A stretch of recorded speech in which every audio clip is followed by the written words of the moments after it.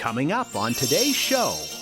Professional kitchens are extremely organized. How else are you going to feed a lot of people all in one, fell swoop? You can talk about a client you've worked with who had a challenging kitchen and some of the techniques that you use to just reorganize. So coordination is really helpful no matter what size your kitchen is. An organized kitchen for healthful living. Today on Keeping You Organized.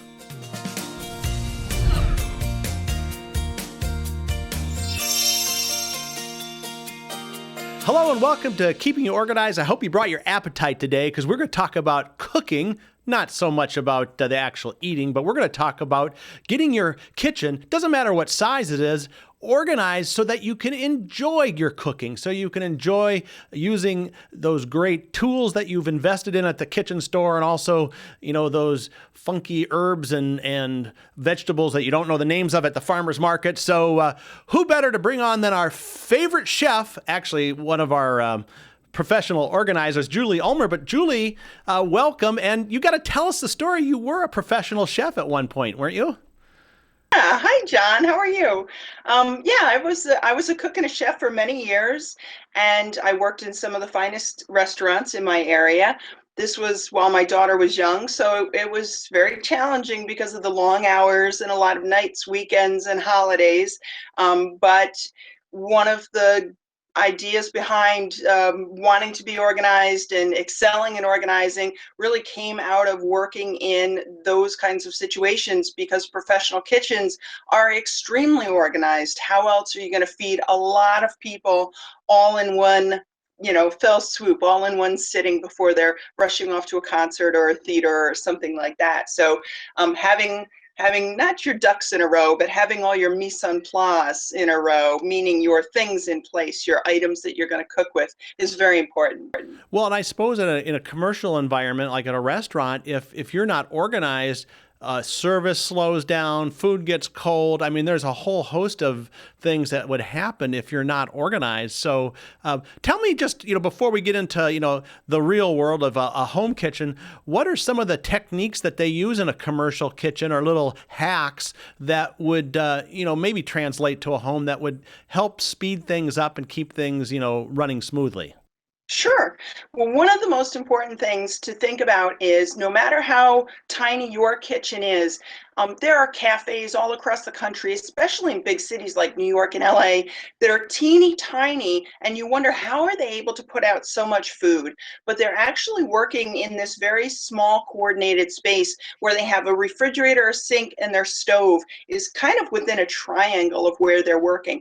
And the most important things for them, the tools that they're utilizing to cook with, are also directly within arm's reach. So that's a real important aspect of small kitchens. Now, the other thing to think about is that we always would clean as we went along. And that's something that, it's nice to be able to hand something off to a dishwasher, as someone who's hired to wash your dishes. But if you're keeping your cutting boards clean, if you're keeping the area around you clean, the stove area clean, it makes it a lot easier to move forward with your cooking project. And at the end, when you go to sit down with, your family or your friends, it's nice not to have to turn around and see this disaster behind you that you have to clean up afterwards. So we always try to clean as we go, and utilizing upward storage space. A lot of times in restaurant kitchens, there's shelving that's going upward. There's pot racks that's going upward, as well as underneath. There's refrigerators that are tucked underneath the surface area where you're actually working.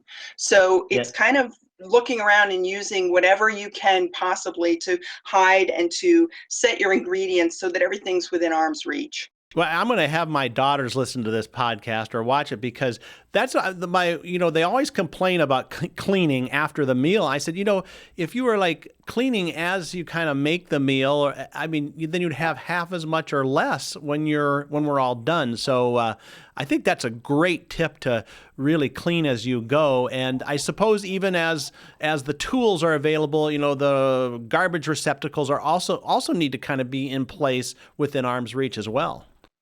Yeah, in a way, we used to kind of think of it as like going into battle. So you want to have your receptacles empty and ready to receive, garbage, your compost bin ready to receive.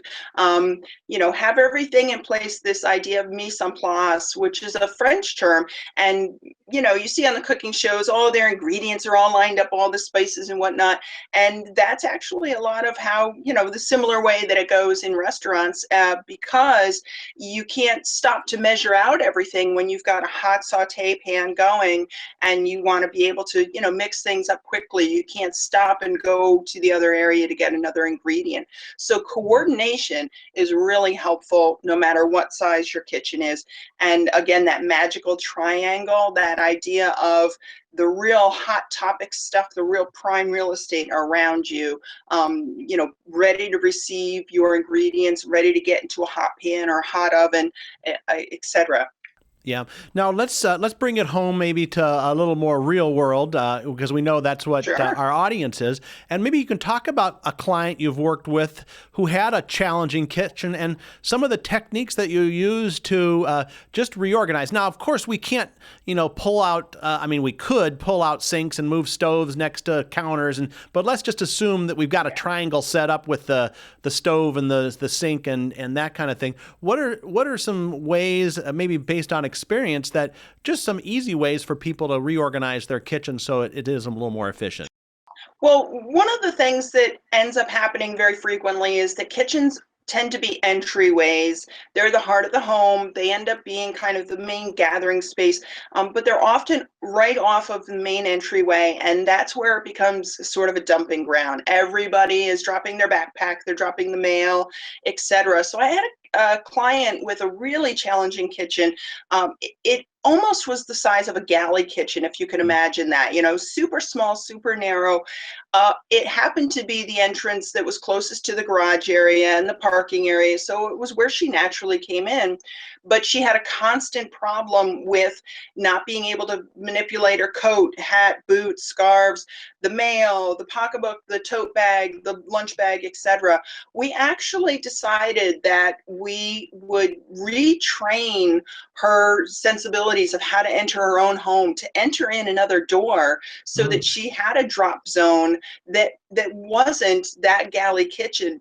The goal was, and somebody might think, oh, come on, I want to go in the closest entrance right off of the garage.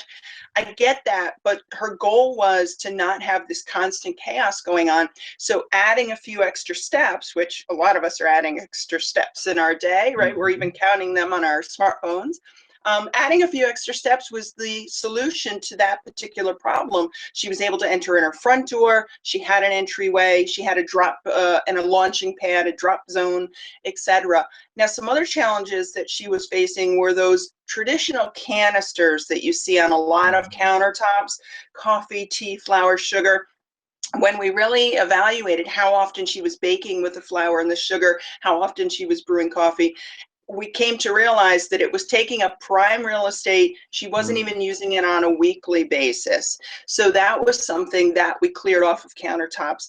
Then we looked inside of the cupboards and we realized that she had some special china, some holiday ware, and some serving pieces that were taking up prime real estate where her everyday dishes should actually have been. So then it came time to look at what could have been used as a hutch in another room for those special holiday dishes and free up that prime real estate for everyday dishes. And of course, we looked at the old plastic leftover container cupboard, which everybody has, and it creates an avalanche when you open it. The first thing that we did was we got rid of anything that was mismatched, anything that didn't have a lid or didn't have didn't have a mate. We got rid of that. We got rid of the little teeny tiny ones that she wasn't using and the super big ones that she wasn't using as well. And we tried to go for uniformity. We tried to go with rectangular, and we tried to go with square, because that works best in someone's refrigerator. So those were some of the angles as to how to help her in that particular situation. Yeah, I think through, again, going back to the more commercial kitchen, I think about sometimes you see that stack of plates, kind of right by, so that when they make up the food and they put it on the plate, and, sometimes we take our plates and have them in a cupboard that's way away, because it's, looks better, or maybe it has a the opening the glass front, so you can see Sure. it. So I think that's a great point. You touched on some stuff there, which got me going about things that probably shouldn't be in kitchens. And we're going to take a quick break. And when we come back, let's talk about some of those things that we should actually just get out of the kitchen that don't belong there. And I think we touched on that, but I want to go a little deeper into that. So we're with Julie Ulmer, Minding Your Manner, and we're talking about the healthy kitchen and how we can get it organized so you can eat healthy and make things more efficient. So we'll be right back. It's the back to school sale at myorganized.life. Whether you're a student, a parent, or teacher, get a great deal on all of our unique organizing products. Save 20% site-wide and get free shipping on all orders. Go to myorganized.life now and save for back to school. It's just for you. myorganized.life by Smead. Find us at www.myorganized.life. myorganized.life. We are back now on Keeping You Organized, talking about an organized kitchen for healthy living with Julie Ulmer, Minding Your Manner. And Julie, we talked in the first point about how you were the chef and got some inside experience on that. But as a professional organizer too, even if you weren't a chef, I know when you go in and you talk to clients and take and assess, usually your first step, I would imagine, is assessing what they have there. What are some of those things that you see in a kitchen that really don't belong there? Because you touched on it before about, the house the house we have now, even though you have a front door, people for some reason love to come in the back. You have a party at your house. You want people to be in the living room and dining room. No, they come in. Everyone hangs around the island in the kitchen like, I don't know what it is. There's something magnetic about that, but there's certain things that don't belong in the kitchen. And let's talk about some of those and a solution of where you could put them. Maybe you can even take some experience from past clients of we had this in the kitchen, but we moved it here. Well, what are some ideas on that? Well, the easiest way to cook in a kitchen is to have open space, especially on your countertops, especially if you're trying to cook a little bit more from scratch and you want to utilize fresh produce. When you have things cluttered around your sinks, it's hard to wash produce. It's hard to, get your salad spinner going when you have cluttered countertops. So of course, we know that it can be the depository for everything coming in with the family, the backpacks and mail and Amazon packages or what have you tend to go into kitchens. Now, I've actually helped clients to create no clutter zones on certain kitchen countertops where they're actually trying to encourage the rest of the family to put things where they belong. The backpacks in the hall closet, the junk mail towards the home office, etc. So one of the things we've used is painter's tape, which you can get at any hardware store. And we've blocked off a little area of a kitchen counter and we've actually labeled it no clutter zone so that when other family members are coming into the home, they can actually kind of visually see, wait a minute, okay, we're trying to be retrained here. Mom doesn't want us to put our stuff here. And then slowly but surely, we actually widen the painter's tape to get everybody into the habit of this stuff doesn't belong on these kitchen tops. It actually belongs somewhere else. And then, of course, identifying where should it go? Can the junk mail be, recycled right away, right inside the door in the recycling bin? Some of the other things that tend to group into kitchens. Now, of course, they belong in a kitchen like a juicer or a dehydrator or even some of these indoor grills and fancy sort of standalone ovens. You think, yeah, that belongs in the kitchen, but clients really need to identify, people need to identify how often am I using that? For instance, a dehydrator, and I'm not sure if you know what I'm talking about. Oh yeah, we have one. There you go. Big multi-rack. Yeah.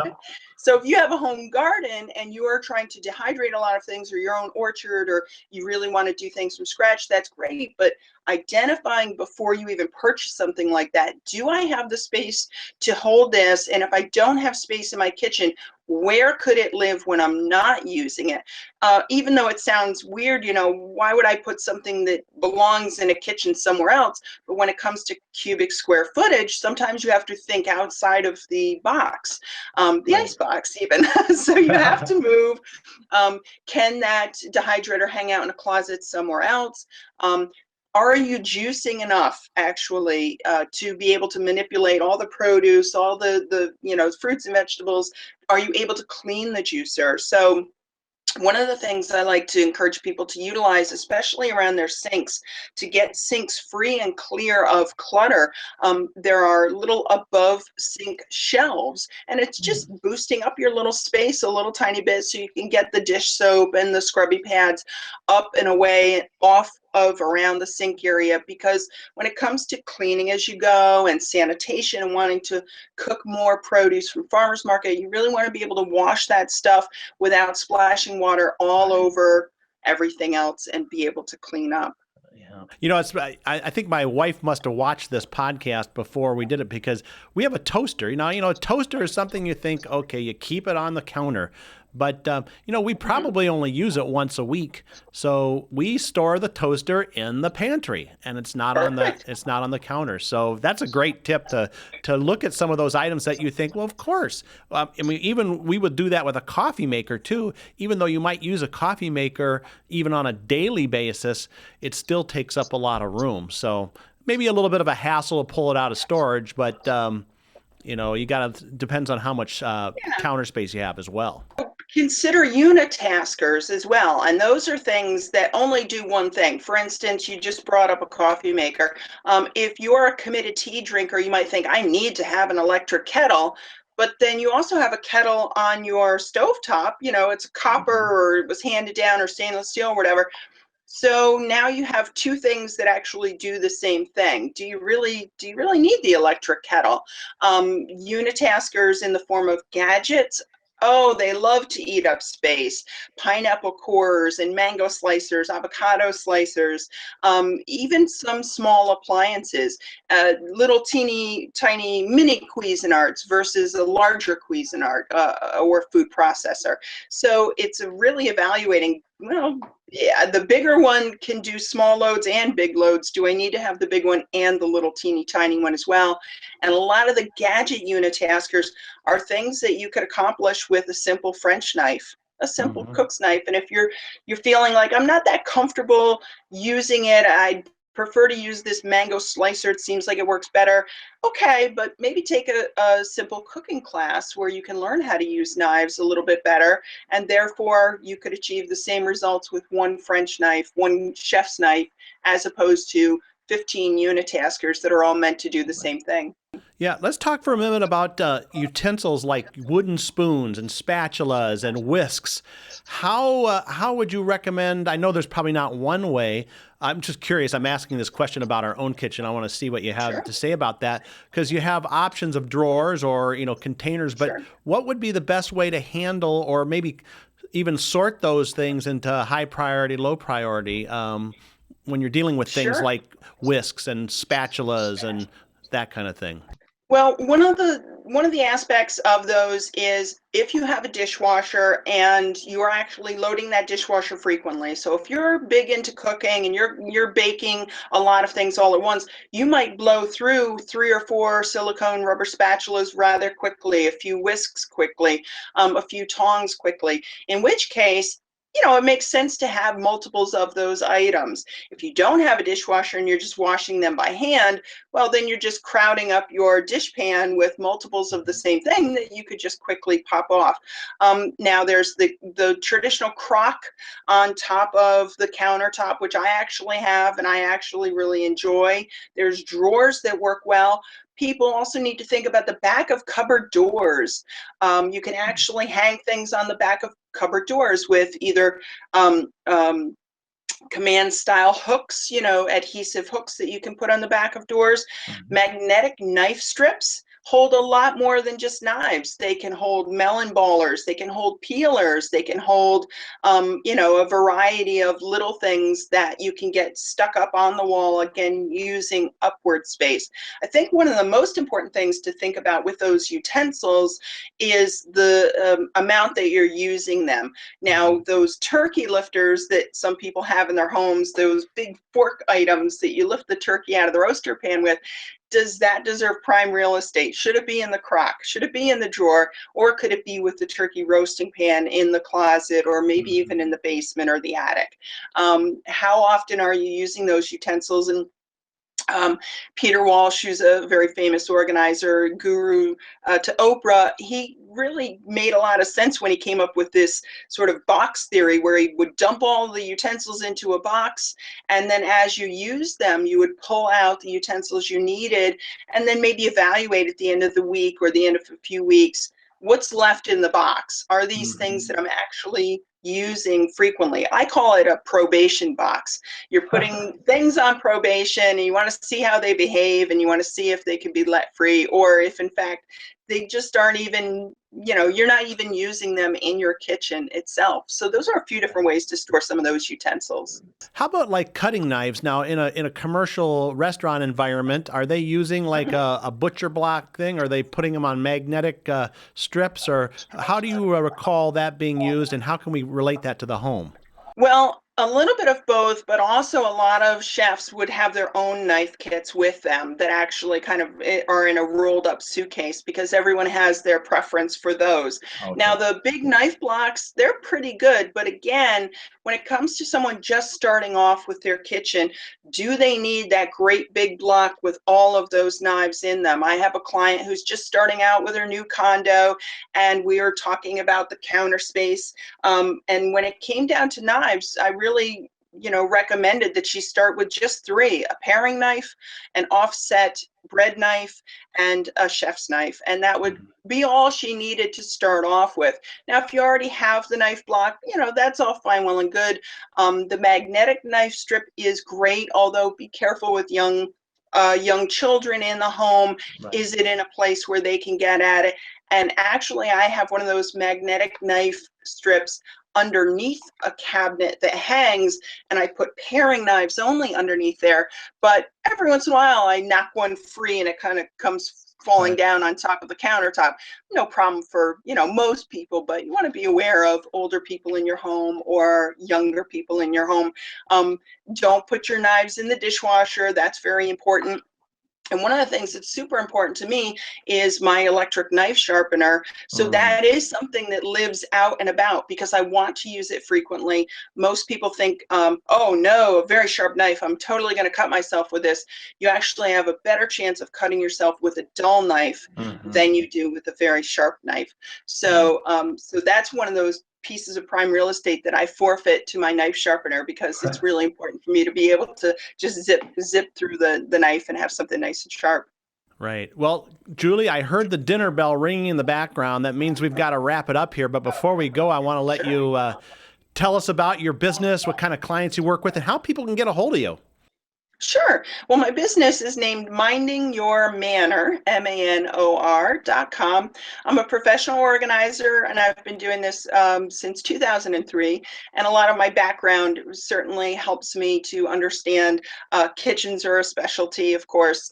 But that organizational backbone that I have helps me to go into people's homes, people who are needing to downsize or right size, senior citizens who are thinking about the next phases of their life, young professional clients that are overwhelmed with too much stuff, people who want to utilize their space better, perhaps they're interested in living healthier, moving, relocating, and downsizing, and of course organizing, a little bit of productivity and time management thrown in there as well. So people can reach me at mindingyourmanor.com, and I'd be happy to speak with them about even virtual productivity coaching, time management, and I can do virtual coaching, of course, via Skype or Google Hangouts, to see what your kitchen looks like and where you could possibly use a little bit of help simplifying and getting organized. Yeah, and you got to be careful, people. Don't call her to make a meal for you, because that's just going to get out of hand. But, well, Julie, thank you so much for joining us again. I'm sure we'll have you back. We'll have to attack another room and see what little tips and tricks you have. And so enjoy your cooking. I know you do. I know we do. And we're going to take some of these tips and put them into effect. And folks, there you have it. You have now gotten that kitchen organized and ready to go. So just enjoy your meal, all right? And we'll see you next time on Keeping You Organized.